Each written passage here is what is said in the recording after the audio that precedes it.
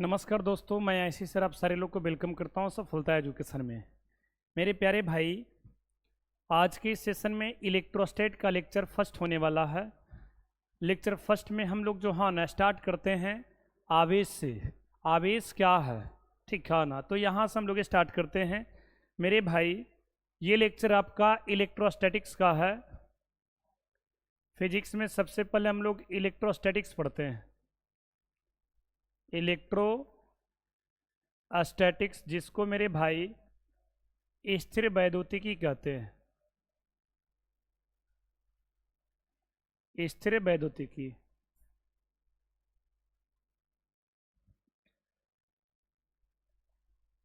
भौतिक विज्ञान की वह शाखा जिसके अंतर्गत स्थिर आवेश का अध्ययन किया जाता है, स्थिर वैद्युतिकी कहलाता है।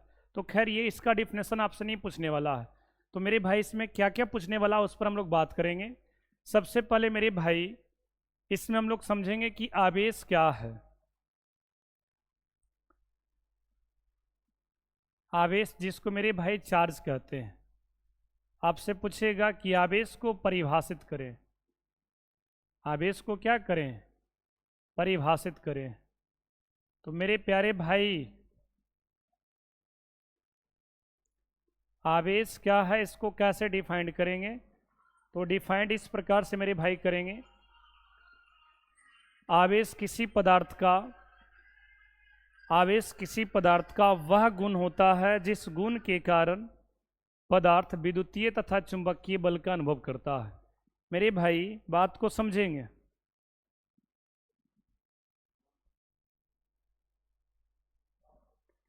आवेश किसी पदार्थ का, इसको आप डिफिनेशन लिख सकते हैं। बड़ा सॉफ्ट डिफिनेशन है। आवेश किसी पदार्थ का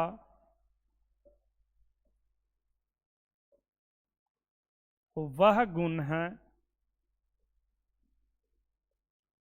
वह गुण है जिस गुण के कारण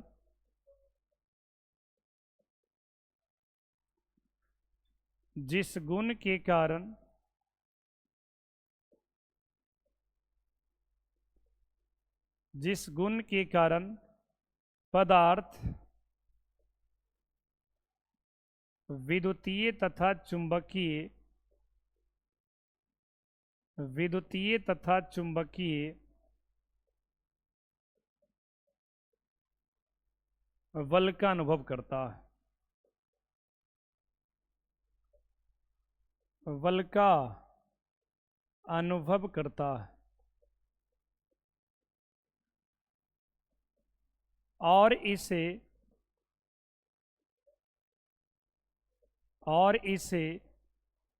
Q द्वारा सूचित किया जाता है। और इसे Q द्वारा सूचित किया जाता है। मेरे प्यारे भाई आपसे पूछेगा कि आवेश क्या है। तो आवेश किसी पदार्थ का वह गुण है जिस गुण के कारण पदार्थ विद्युतीय तथा चुंबकीय बल का अनुभव करता है और इसे मेरे भाई Q द्वारा सूचित किया जाता है। फॉर्मूला लिखेंगे, Q बराबर मेरे भाई NE या Q बराबर IT होता है। आपसे इसमें पूछेगा कि N क्या है। तो इसके लिए मेरे भाई नेक्स्ट पेज में हम लोग काम करेंगे, ठीक है ना। तो ये इसका सॉफ्ट डिफिनेशन हुआ। इसमें आपसे पूछेगा कि N क्या है। तो N मेरे भाई ये पूर्णांक है जी। क्या है, पूर्णांक, जिसका मान +-1 +-2 +-3 +-4 इस तरह से चला जाएगा। E मेरे भाई क्या है। तो E मेरे प्यारे भाई इलेक्ट्रॉनिक चार्ज है मेरे भाई। इलेक्ट्रॉनिक आवेश बोलेंगे इसको हम लोग, इलेक्ट्रॉनिक आवेश। इसका मान होता है 1.6 × 10⁻⁻19 कूलम होता है। आपसे पूछेगा कि I क्या है। तो विद्युत धारा। I क्या है मेरे भाई। तो विद्युत धारा। टी क्या है मेरे भाई? तो समय। टी क्या है जी? समय। तो मेरे प्यारे भाई, आप इस प्रकार से कंप्लीट करेंगे कि आवेश किसी पदार्थ का वह गुण है जिस गुण के कारण पदार्थ विद्युतीय तथा चुंबकीय बल का अनुभव करता है। और आवेश को हम लोग Q द्वारा सूचित करते हैं, Q बराबर NE या Q बराबर IT होता है। इसमें N क्या है? तो पूर्णांक है। E क्या है? इलेक्ट्रॉनिक आवेश, जिसका मान आप जानते होंगे। अब आगे बढ़ते हैं हम लोग। आपको इसमें जो हाँ ना बहुत सारे नोट पॉइंट पूछे जाएंगे। पहला कि आवेश अदिश राशि है कि सदिश राशि। तो मेरे भाई, आवेश की बात करेंगे तो यह एक अदिश राशि होता है। यह एक क्या होता है? अदिश राशि होता है। यह एक अदिश राशि होता है। दूसरा पूछेगा कि आवेश का एसआई मात्रक बताओ। ठिकाना, तो इसका एसआई मात्रक, इसका एसआई मात्रक कूलम्ब होता है। मेरे प्यारे भाई, इसका एसआई मात्रक क्या होता है? कूलम्ब होता है, जिसको C से लिखते हैं। आवेश का विमीय सूत्र पूछेगा मेरे भाई। इसका विमीय सूत्र पर आइए। आपसे पूछेगा इसका विमीय सूत्र क्या होगा। तो मेरे प्यारे दोस्त, इसका विमीय सूत्र AT या IT होता है। AT या क्या होता है? IT होता है। एकदम मेरे प्यारे भाई सिस्टम से चलेंगे, ऐसा सिस्टम से चलेंगे कि आप पहली बार इस वीडियो में देखेंगे आप लोग। 4 नंबर में आ जाओ। आपसे पूछेगा स्थिर आवेश केवल विद्युतीय क्षेत्र उत्पन्न करता। स्थिर आवेश केवल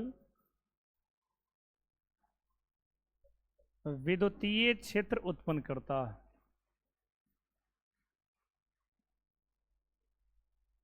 केवल विद्युतीय क्षेत्र उत्पन्न करता। मेरे प्यारे भाई, आपसे पूछेगा कि स्थिर आवेश उत्पन्न करता है तो केवल विद्युतीय क्षेत्र, केवल विद्युतीय क्षेत्र। लेकिन मेरे भाई, जब आवेश गतिशील में आ जाता तो बोलेगा कि गतिशील आवेश क्या उत्पन्न करता। तो गतिशील आवेश विद्युतीय तथा चुंबकीय, विद्युतीय तथा चुंबकीय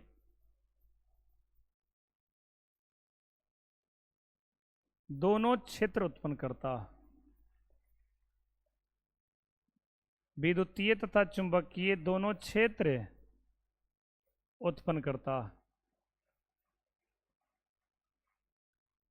उत्पन्न करता। मेरे प्यारे भाई, समझ में आ रहा होगा, सभी को समझ में आ रहा होगा। मेरे भाई, गतिशील आवेश की बात करेंगे, गतिशील आवेश की बात करेंगे तो ये विद्युतीय के साथ साथ चुंबकीय क्षेत्र भी उत्पन्न करता है। इसलिए इसमें दोनों आ जाएगा मेरे भाई। अब इसी में आगे बात करेंगे त्वरित आवेश। वैसा आवेश जो एकदम त्वरित है। क्या है जी? त्वरित है। ये 5वां पॉइंट हो गया। 6ठा में आप आइए। आपसे पूछेगा कि त्वरित आवेश, त्वरित आवेश क्या उत्पन्न करता है। तो मेरे भाई, त्वरित आवेश विद्युत चुंबकीय तरंग, विद्युत चुंबकीय तरंग उत्पन्न करता,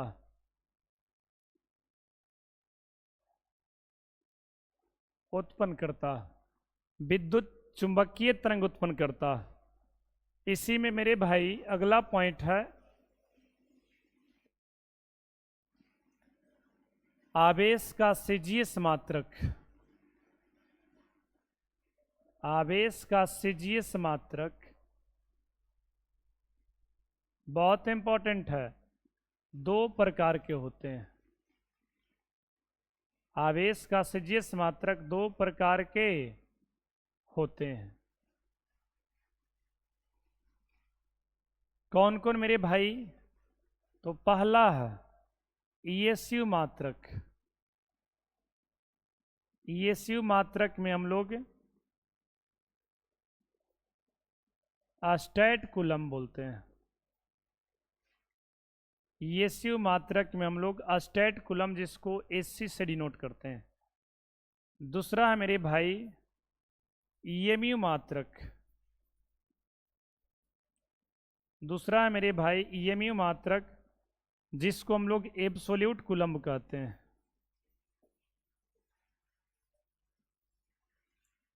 एब्सोल्यूट कूलम्ब बोलते हैं इसको। ए इंटू सी, ए सी से डिनोट करते हैं।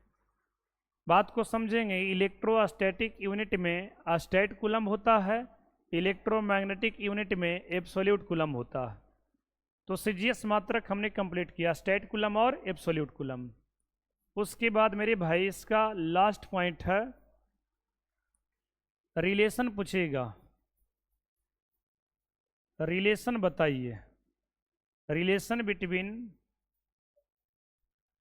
एसआई मात्रक एंड सीजीएस मात्रक। SI unit and CGS unit, जिसको हम लोग संबंध कहते हैं। तो संबंध मेरे भाई, एक एब्सोल्यूट कूलम्ब बराबर 10 कूलम्ब होता है, बराबर 3 गुना 10 के पावर 10 अस्टैट कूलम्ब होता है। सबसे बड़ा मेरे भाई, सबसे बड़ा की बात करेंगे तो एब्सोल्यूट कूलम्ब होता है। उसके बाद नंबर आता है कूलम्ब का, सबसे छोटा अस्टैट कूलम्ब होता है। सबसे बड़ा मेरे भाई एब्सोल्यूट कूलम्ब होता है, उसके बाद कूलम्ब, और लास्ट में अस्टैट कूलम्ब। क्लियर? तो इससे बहुत सारे सवाल बनते हैं। आपसे पूछेगा कि एक एब्सोल्यूट कूलम्ब बराबर कितना कूलम्ब, तो 10 कूलम्ब। कितना अस्टैट कूलम्ब, तो 3 गुना 10 के पावर 10 अस्टैट कूलम्ब। फिर पूछेगा कि एक कूलम्ब में कितना अस्टैट कूलम्ब, तो ये 10 को डिवाइड करके आप बताएंगे 3 गुना 10 के पावर 9, 10 से डिवाइड होगा। तो यहाँ तक आपको कंप्लीट हुआ होगा मेरे भाई। तो अब आगे बढ़ते हैं। आवेशित करने की विधि, ठिकाना, मेथड ऑफ चार्जिंग। ये मेरे भाई दूसरा क्वेश्चन है। आपसे पूछेगा घर्षण घर्षण विधि, चालन विधि। मेरे प्यारे भाई, चालन विधि और प्रेरण विधि को समझाएं।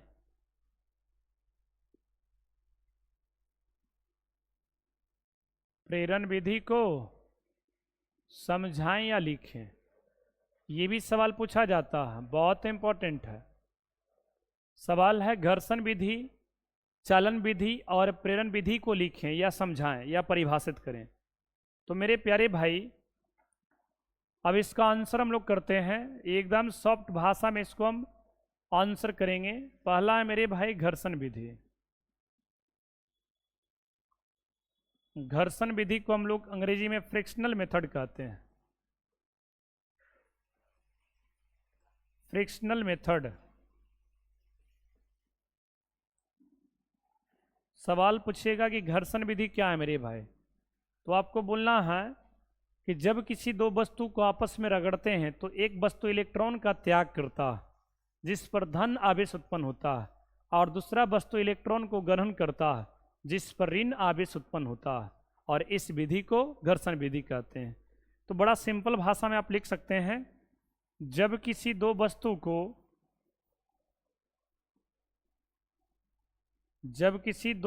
को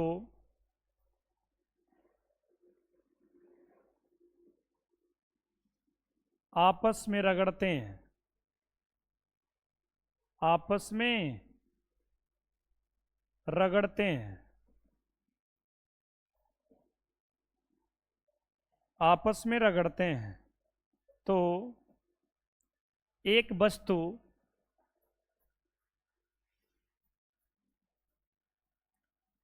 वस्तु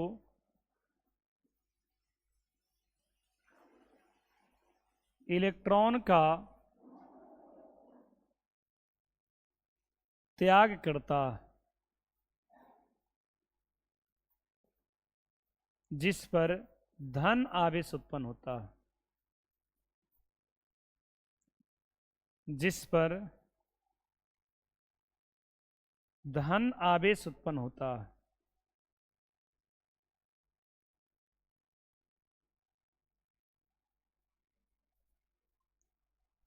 जिस पर धन आवेश उत्पन्न होता है।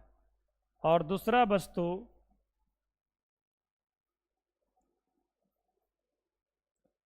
और दूसरा वस्तु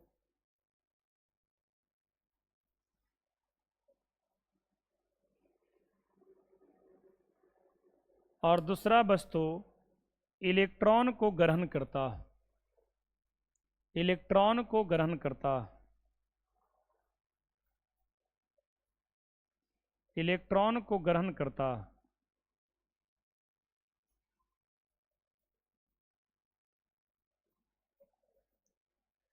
जिस पर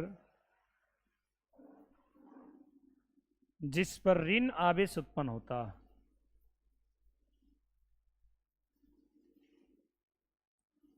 जिस पर मेरे भाई ऋण आवेश उत्पन्न होता है। बात को समझेंगे। जब किसी दो वस्तु को आपस में रगड़ते हैं तो एक वस्तु इलेक्ट्रॉन का त्याग करता है जिस पर धन आवेश उत्पन्न होता है, और दूसरा वस्तु इलेक्ट्रॉन को ग्रहण करता है जिस पर ऋण आवेश उत्पन्न होता है। ऋण आवेश उत्पन्न होता है। और इस विधि को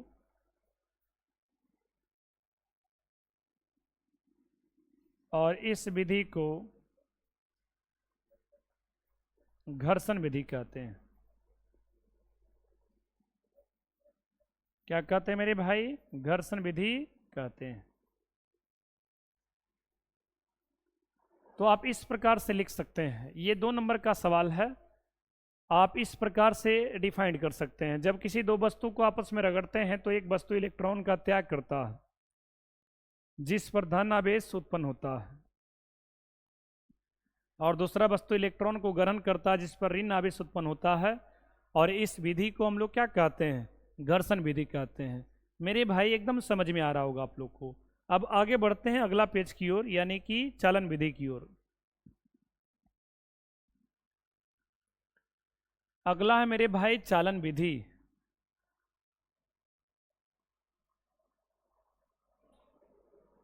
चालन विधि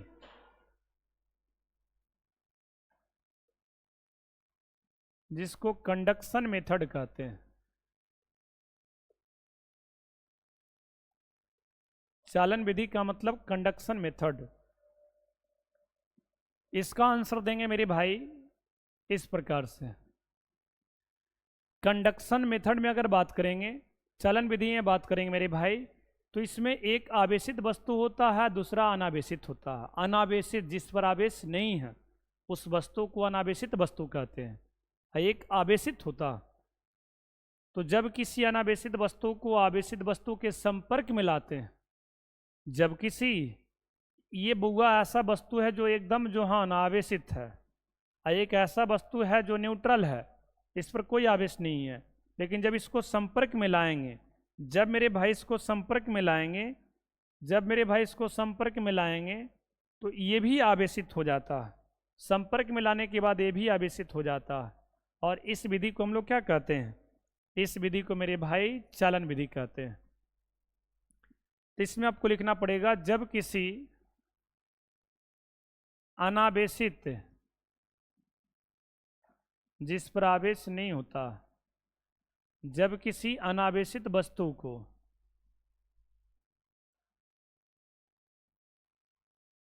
आवेशित वस्तु के संपर्क में लाते हैं, आवेशित वस्तु के संपर्क में लाते हैं,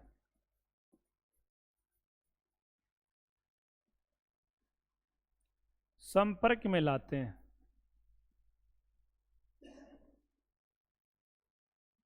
तो अनावेशित वस्तु भी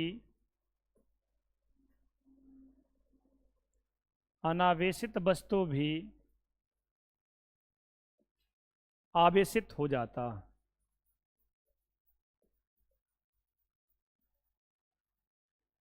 आवेशित हो जाता है। इस विधि को मेरे भाई, इस विधि को चालन विधि कहते हैं। इस विधि को चालन विधि कहते हैं। मेरे प्यारे भाई, जब किसी अनावेशित वस्तु को आवेशित वस्तु के संपर्क में लाते हैं तो अनावेशित वस्तु भी आवेशित हो जाता है। अनावेशित वस्तु भी आवेशित हो जाता है। इस विधि को हम लोग क्या कहेंगे? इस विधि को हम लोग चालन विधि कहते हैं। तो ये भी आपको कंप्लीट कर दिए मेरे भाई। अब चलते हैं हम लोग थर्ड की ओर। तीसरा में था प्रेरण विधि, तो उसको हम लोग समझेंगे।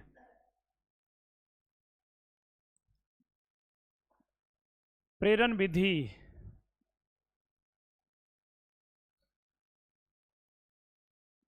इसको अंग्रेजी में मेरे भाई इंडक्शन मेथड कहते हैं। मेरे प्यारे भाई, इसको क्या कहेंगे? Induction method. तो इंडक्शन मेथड में अगर बात करेंगे तो इसमें एकदम उसी के जैसा, चालन विधि के जैसा बात करेंगे हम लोग। इसमें भी एक अनावेशित वस्तु होता है और दूसरा वस्तु क्या होता है? आवेशित होता है। मेरे भाई, इसमें भी एक अनावेशित वस्तु होता है और दूसरा वस्तु क्या होता है? आवेशित होता है। तो इसमें होता क्या है कि जब किसी अनावेशित वस्तु को, जब किसी मेरे भाई, ये अनावेशित वस्तु है, ये क्या है जी? अनावेशित, जिस पर कोई आवेश नहीं है। तो जब किसी अनावेशित वस्तु को ये आवेशित वस्तु के संपर्क में लाते हैं, आवेशित वस्तु के संपर्क में लाते हैं, तो अनावेशित वस्तु पर विपरीत प्रकृति के आवेश उत्पन्न हो जाता है। लेकिन ध्यान में रखिएगा, संपर्क में नहीं लाना है। हम तो बोल दिए, लेकिन संपर्क नहीं बोला जाता, निकट बोला जाता। फिर से देखो, जब किसी अनावेशित वस्तु को आवेशित वस्तु के संपर्क में लाते हैं, जब किसी अनावेशित वस्तु को आवेशित वस्तु के संपर्क में लाते हैं, जब किसी अनावेशित वस्तु को आवेशित वस्तु के निकट लाते हैं मेरे भाई, संपर्क नहीं, क्या चीज? निकट। संपर्क नहीं बोलना है। संपर्क के लिए आपका चालन विधि हो जाएगा, इसमें निकट बोलना पड़ेगा। डिफिनेशन दोनों का सेम है, इसलिए बोला जा रहा। तो जब किसी अनावेशित वस्तु को आवेशित वस्तु के निकट लाते हैं, क्या लाते हैं? निकट। सभी लोग एक बार कान खोल करके सुन लो, निकट लाते हैं। किधर लाते हैं? निकट लाते हैं। मिस्टर बंटी, समझ में आ रहा ना? निकट लाते हैं। तो मेरे भाई, अनावेशित वस्तु पर जो विपरीत विपरीत प्रकृति के आवेश उत्पन्न हो जाता है, और इस विधि को हम लोग क्या कहते हैं? प्रेरण विधि कहते हैं। ठीक है ना? तो अब लिखने जा रहे हैं इसका डिफिनेशन। इसमें बोलना है मेरे भाई,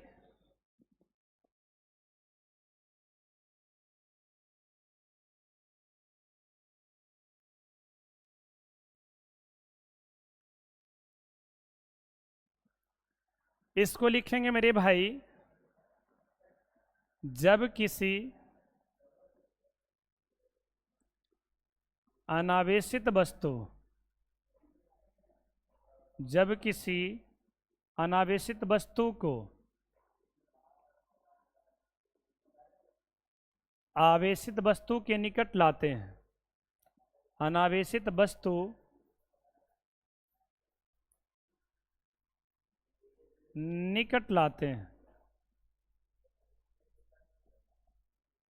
निकट लाते हैं, तो अनावेशित वस्तु, अनावेशित वस्तु, अनावेशित वस्तु पर विपरीत प्रकृति, अनावेशित वस्तु पर विपरीत प्रकृति के आवेश उत्पन्न हो जाता, आवेश उत्पन्न हो जाता,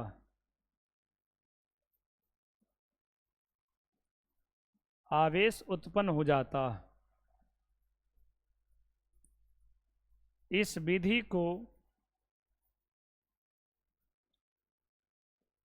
प्रेरण विधि कहते हैं। इस विधि को मेरे भाई प्रेरण विधि कहते हैं। इस विधि को हम लोग क्या कहते हैं? प्रेरण विधि कहते हैं। याद रखना, जब किसी अनावेशित वस्तु को आवेशित वस्तु के निकट लाते हैं, मेरे भाई क्या बोलेंगे? निकट लाते हैं, ठीक है ना, तो अनावेशित वस्तु भी आवेशित हो जाता है, लेकिन इस पर मेरे भाई विपरीत प्रकृति की आवेश उत्पन्न होता है, ठीक है ना। ये निकट लिखा हुआ है आपका, निकट लाते हैं तो अनावेशित वस्तु पर विपरीत प्रकृति की आवेश उत्पन्न हो जाता है। इस विधि को प्रेरण विधि कहते हैं। तो प्रेरण विधि में मेरे भाई देखिए, ये वाला क्या है? आवेशित वस्तु है, और एक मेरे भाई अनावेशित वस्तु है। जब इसको निकट लाएंगे तो इस पर विपरीत प्रकृति की आवेश उत्पन्न हो जाता है, ठीक है ना। इस विधि को हम लोग क्या कहते हैं? प्रेरण विधि कहते हैं। और ये आपको संधारित्र में आगे मिलेगा, कैपेसिटर जब पढ़िएगा तब। ये पहला प्लेट है, ये दूसरा प्लेट है, ठीक है ना। तो एक पर आवेश दिया गया लेकिन दूसरा पर नहीं दिया गया है, उसको अर्थिंग किया गया, भोदरित किया गया, पृथ्वी में इसको जोड़ा गया। ये न्यूट्रल था, लेकिन ये जो है ना, इसके निकट आने से इस पर विपरीत प्रकृति की आवेश उत्पन्न हो जाता है। तो इस विधि को हम लोग क्या कहेंगे? प्रेरण विधि, ठीक है ना। तो आपसे पूछेगा कि संधारित्र में दूसरा प्लेट पर विपरीत प्रकृति की आवेश उत्पन्न होता है, तो किस विधि से होता है? तो क्या बोलेंगे? प्रेरण विधि से। तो मेरे भाई आपका प्रेरण विधि भी कंप्लीट कर दी हमने। सबसे पहले आपको घर्षण विधि बताया, उसके बाद चालन विधि, और लास्ट में क्या जी? प्रेरण विधि। तो आप इस प्रकार से डिफिनेशन को लिख सकते हैं। मैं मेरे भाई उम्मीद करता हूं कि आप लोग को जो है ना, एकदम लैंग्वेज बहुत मस्त लग रहा होगा, एकदम सॉफ्ट भाषा में आपको देने का प्रयास कर रहे हैं हम, ठीक है ना। मेरे भाई समझ में आएगा तो एकदम वीडियो को लाइक करेंगे और बच्चों के साथ जो है ना शेयर करेंगे। अब हम आगे बढ़ते हैं तीसरा नंबर की ओर। दूसरा क्वेश्चन तो हो गया, पूरे इलेक्ट्रोस्टेट को एकदम जो है ना सिस्टम से चलेंगे, क्या क्या उसमें पढ़ना है सबको डिफाइन करते चलेंगे। अब मेरे भाई हम लोग ये देखेंगे, आवेश का प्रॉपर्टी देखेंगे। थर्ड में क्या देखेंगे? आवेश का प्रॉपर्टी देखेंगे मेरे भाई। मेरे प्यारे दोस्त, हम लोग थर्ड नंबर में जो है ना आवेश का प्रॉपर्टी देखेंगे। आपसे सवाल पूछेगा कि आवेश के मौलिक गुण को लिखें। आवेश के मौलिक जो मेन होता है उसी को मौलिक गुण को लिखें। मौलिक गुण को लिखें। मेरे प्यारे भाई आपसे पूछेगा कि आवेश के मौलिक गुण को लिखें, तो आप इसका आंसर करिएगा। आवेश का मौलिक गुण, आवेश का मौलिक गुण निम्नलिखित है।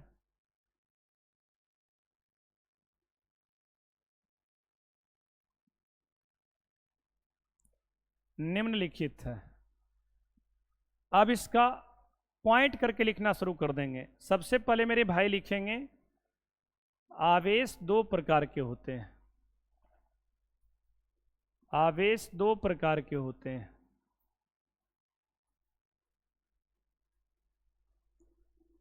आवेश दो प्रकार के होते हैं, धन आवेश तथा ऋण आवेश। धन आवेश तथा ऋण आवेश। आपसे पूछेगा मेरे भाई आवेश कितने प्रकार के होते हैं? तो दो प्रकार के, धन आवेश तथा ऋण आवेश। दूसरा मेरे भाई समान आवेश में प्रतिकर्षण। देखो, एक धन होता है, दूसरा ऋण होता है। यही दो आवेश है मेरे भाई, एक धन आवेश, दूसरा क्या जी? ऋण आवेश। आपसे पूछेगा कि समान आवेश में क्या होता है? दूसरा प्रॉपर्टी, समान आवेश में प्रतिकर्षण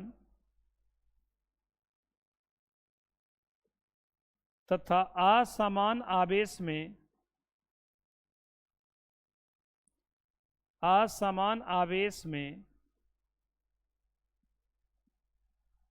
आकर्षण होता है।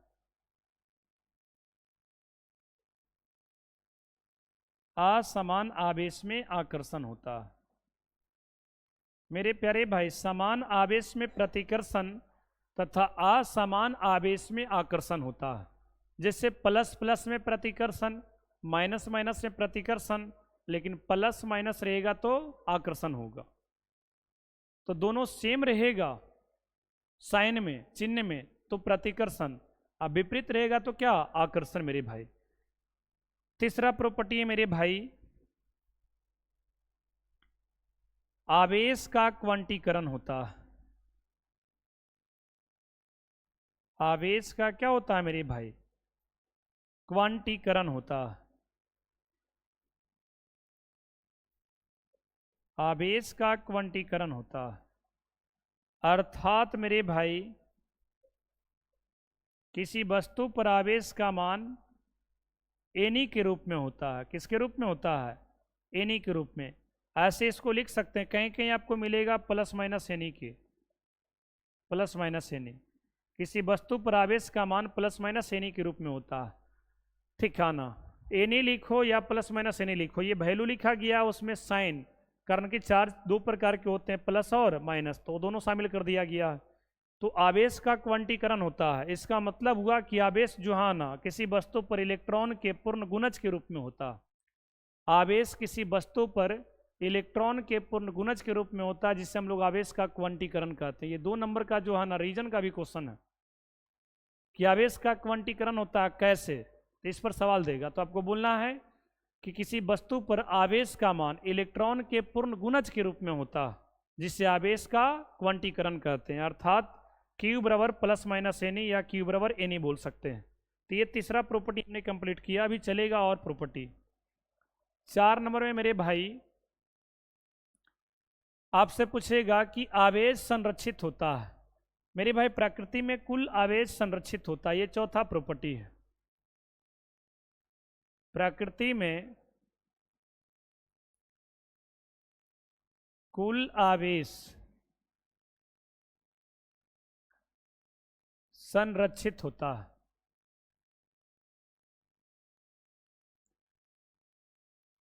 संरक्षित होता है। प्रकृति में कुल आवेश संरक्षित होता है। ठीक है ना, इस पर भी सवाल करेगा कि प्रकृति में कुल आवेश संरक्षित होता है कैसे। तो आपको बोलना है कि प्रकृति में कुल आवेश संरक्षित होते हैं, क्योंकि आवेश को ना तो उत्पन्न किया जा सकता और ना ही इसे नष्ट किया जा सकता है, केवल एक वस्तु से दूसरे वस्तु में स्थानांतरित किया जाता है। ठीक है ना, इसी को हम लोग आवेश का संरक्षण सिद्धांत कहते हैं। इसी को क्या कहते हैं, आवेश का संरक्षण सिद्धांत। इस प्रकृति में कुल आवेश मेरे भाई संरक्षित होते हैं। याद रखिएगा, धन आवेश संरक्षित नहीं होता है, ऋण आवेश संरक्षित नहीं होता है, कुल आवेश संरक्षित होता है।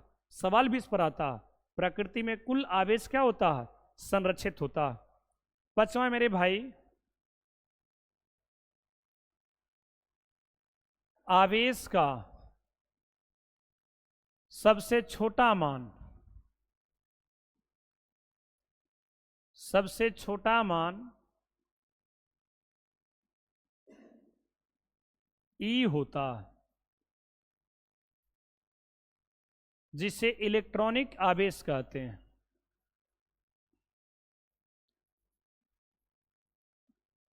जिसे इलेक्ट्रॉनिक आवेश कहते हैं।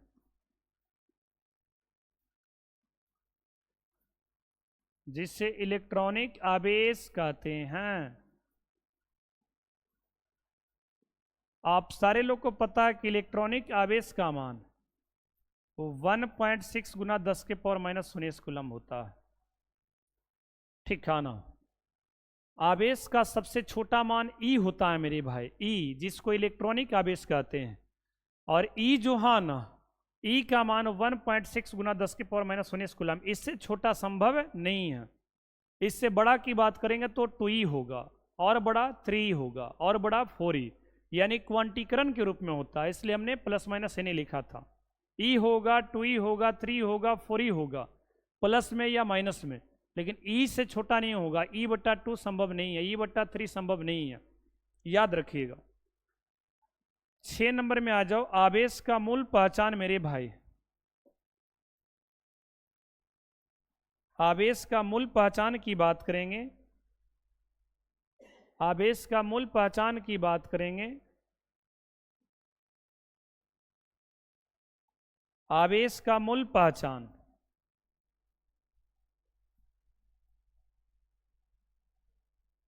मेरे भाई आवेश का मूल पहचान प्रतिकर्षण से होता है।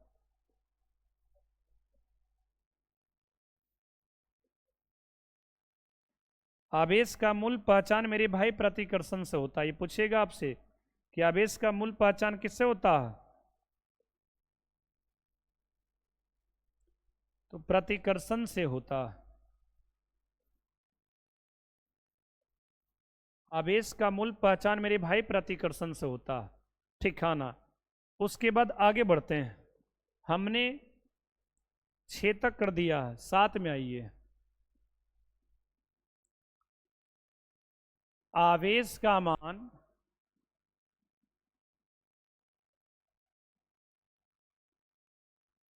वेग पर निर्भर नहीं करता। वेग पर निर्भर नहीं करता। वेग पर निर्भर नहीं करता है मेरे भाई। आवेश का मान वेग पर निर्भर नहीं करता।